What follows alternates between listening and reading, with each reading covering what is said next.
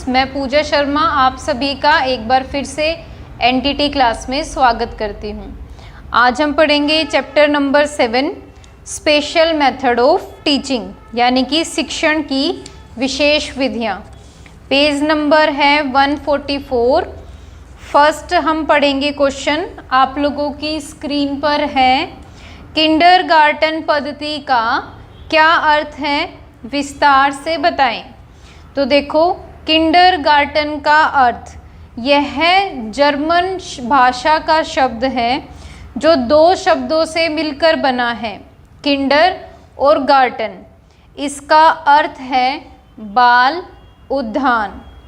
जिस प्रकार माली उद्यान के पौधे की देखभाल करके उसके स्वाभाविक वृद्धि में सहायता देता है, उसी प्रकार शिक्षक स्कूल में उपयुक्त वातावरण का निर्माण करके बालक के स्वाभाविक विकास में सहयोग देता है। किंडरगार्टन की विशेषताएं क्या क्या हैं?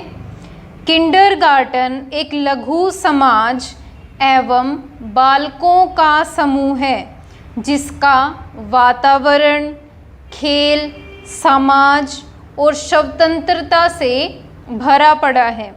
यह खेल सहयोग एवं आत्म अभिव्यक्ति के अन्य साधनों द्वारा बालक को अपनी रचनात्मक शक्तियों का प्रयोग करने, व्यक्तिगत रूप से निर्माण करने, सत्य, न्याय आदि गुणों को सीखने और सामाजिक जीवन के कुछ मूल्यों और विधियों का अवसर प्रदान करता है। अब यहाँ पे आप एक नाम पढ़ोगे, फ्रोबेल। इसके बारे में मैं बता देती हूँ कि फ्रोबेल को शिक्षा में एक महान देन प्राप्त हुई है। फ्रोबेल संसार के महान शिक्षा शास्त्री कहे जाते हैं। आप इनका जीवन परिचय और इनका दुखद अंत पढ़ सकते हो ताकि आपको पता चले कि कहाँ से इन्होंने क्या शिक्षा को देन प्रदान की है। इसके बाद हमें इनकी कुछ मुख्य रचनाएं पढ़नी हैं। शिक्षा के बारे में इनके क्या विचार थे, आप यहाँ से रीड आउट कर सकते हो। मेन हम इसमें पढ़ेंगे किंडरगार्टन के मुख्य तत्व। अब देखो, सबसे पहले आता है शिशु व्यवहार का अर्थ। फ्रोबेल ने बचपन के महत्व को महसूस किया और 1837 में हेलेकनब्रन नामक स्थान पर 4 से 6 वर्ष तक के बच्चों के लिए प्रमुख शिशु व्यवहार शिक्षा केंद्र खोला। जर्मन में इसका नाम किंडरगार्टन है, जिसका अर्थ है शिशुओं का बाग। उसने स्कूल को बाग की, अध्यापक को माली की और बच्चों को पौधे की संज्ञा दी।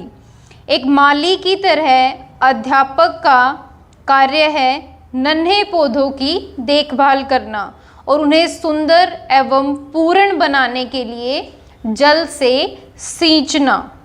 जिस प्रकार पौधे का विकास उसके भीतर बीज के अनुसार होता है, उसी प्रकार बच्चे का विकास भी भीतर से ही होता है। इसके बाद हम पढ़ेंगे शिशु विहार की विशेषताएं। सबसे पहले आता है आत्मक्रियाशीलता। फ्रोबेल का विश्वास था कि बच्चों को ऐसी किसी भी क्रिया में नहीं रखना चाहिए जो कि अध्यापक या माता पिता द्वारा थोपी गई हो। नेक्स्ट हम पढ़ेंगे फ्रोबेल के शिशु व्यवहार के गुण। फ्रोबेल ने शिशु शिक्षा पर बल दिया। उन्होंने शिक्षा में खेल पर बल दिया। उन्होंने बच्चों के स्वभाव, भावनाओं और मूल प्रवृत्तियों के अध्ययन पर भी बल दिया। इसके बाद फ्रोबेल द्वारा बताई गई पद्धतियों की भी कुछ सीमाएं थी। जैसे कि शिशु विहार में बच्चों के आंतरिक विकास पर बहुत कम ध्यान दिया गया, वातावरण के महत्व पर बहुत कम ध्यान दिया गया था। फ्रोबेल के उपहार साधारण हैं, वे ज्ञानेंद्रियों के प्रशिक्षण में उतने सहायक नहीं बन पाए। ठीक है, इसके बाद हम पढ़ेंगे फ्रोबेल का आधुनिक शिक्षा पर प्रभाव। सबसे पहले आता है स्कूल की नई धारणा, जैसे कि आधुनिक शिक्षा में स्कूल को छोटे समाज के रूप में माना जाता है। आधुनिक स्कूलों को सहकारी संस्थाएं समझा जाता है। इसके बाद हम पढ़ेंगे ज्ञानेंद्रियों का प्रशिक्षण और अंतिम में पढ़ेंगे खेल द्वारा शिक्षा। फ्रोबेल का विश्वास था कि आत्म विकास के लिए खेल का सर्वोच्च स्थान है। उसने स्कूल के कार्यक्रम में खेल कूद को प्रमुख स्थान दिया। ठीक है, तो ये हमारी सबसे पहली विधि थी किंडरगार्टन पद्धति। आशा करती हूँ कि सभी को बहुत अच्छे से समझ आया होगा। नेक्स्ट क्वेश्चन देखो, आप लोगों की स्क्रीन पर है। प्रोजेक्ट पद्धति क्या है, इसके बारे में विस्तार से बताइए। तो देखो, प्रोजेक्ट पद्धति की क्या आवश्यकताएं पड़ी। प्रोजेक्ट पद्धति पुस्तकीय पद्धति के विरोध में एक खुला विद्रोह है, क्योंकि इस पद्धति द्वारा बच्चों को संसार की वास्तविकता का उचित ज्ञान करवाया जाता है। आज के शिक्षा शास्त्री स्पष्ट और निश्चित शब्दों में पुरानी पद्धति का विरोध करते हैं, क्योंकि इसमें विषयों का कृत्रिम विभाजन होता है। उनका कहना है कि इन पुरानी पद्धतियों को छोड़कर बच्चों के सम्मुख वास्तविक जीवन संबंधी कोई आयोजन करो, ताकि बच्चे इस पर कार्य करें और इसके परिणाम का निरीक्षण करें। देखो, प्रोजेक्ट पद्धति है क्या। हम बालार्ड के अकॉर्डिंग पढ़ते हैं, प्रोजेक्ट वास्तविक जीवन का अंश होता है जिसे स्कूल में लाया जाता है। प्रोजेक्ट पद्धति के कुछ सिद्धांत देखते हैं, जैसे कि क्रियाशीलता का सिद्धांत। बच्चे स्वभाव से ही क्रियाशील होते हैं, उन्हें कोई न कोई क्रिया करते रहने में आनंद प्राप्त होता है। सेकंड, हम इसमें पढ़ेंगे सामाजिक अनुभव का सिद्धांत। बच्चा एक सामाजिक प्राणी है और हमें उसे सामाजिक जीवन व्यतीत करने के लिए तैयार करना है। थर्ड, हम पढ़ेंगे स्वतंत्रता का सिद्धांत। कार्य को करने की इच्छा स्वयं होनी चाहिए, ना कि अध्यापक विद्यार्थियों पर किसी तरह से कोई भी क्रिया को थोपे। नेक्स्ट, हम पढ़ेंगे उद्देश्य का सिद्धांत। उद्देश्य का ज्ञान एक महान प्रेरणा है जो बच्चों को उसके लक्ष्य तक पहुंचने के लिए उत्सुक किए रहती है। इसके बाद आता है अनुभव का सिद्धांत। एक कहावत है कि अनुभव एक श्रेष्ठ अध्यापक है।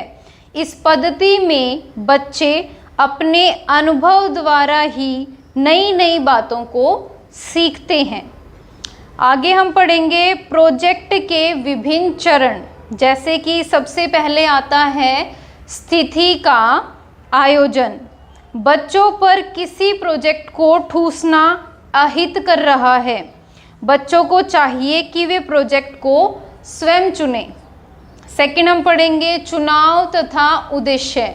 अब वो जिस भी प्रोजेक्ट का चुनाव करेंगे उसका उद्देश्य क्या है, यह एक महत्वपूर्ण केंद्र बिंदु है।